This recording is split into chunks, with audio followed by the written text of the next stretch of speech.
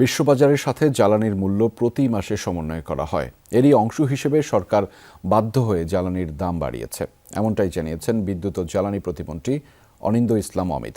সচিবালয়ে সাংবাদিকদের সাথে আলাপকালে প্রতিমন্ত্রী জানিয়েছেন, বিশ্ববাজারের জ্বালানির দাম কমলে সরকার দাম সমন্বয় করবে। জনগণের কষ্ট বিবেচনায় নিয়ে এই সরকার সিদ্ধান্ত নেবে। বিদ্যুতের দাম প্রসঙ্গে প্রতিমন্ত্রী বলেন, এটা এনার্জি রেগুলেটরি কমিশন নির্ধারণ করে। এ সময় তিনি বলেন, নবায়নযোগ্য জ্বালানির ব্যবহার বাড়িয়ে বিদ্যুৎ খাতে ভর্তুকি কমানো হবে। প্রতিমন্ত্রী জানান, ঈদের ছুটিতে বিদ্যুতের চাহিদা ৫,৭০০ মেগাওয়াটে নেমে এসেছিল, তাই লোডশেডিংয়ের কারণ নেই। তবে ঝড় বৃষ্টির দুর্যোগের কারণে সঞ্চালন লাইনের সমস্যায় কিছু জায়গায় লোডশেডিং করতে হয়েছে।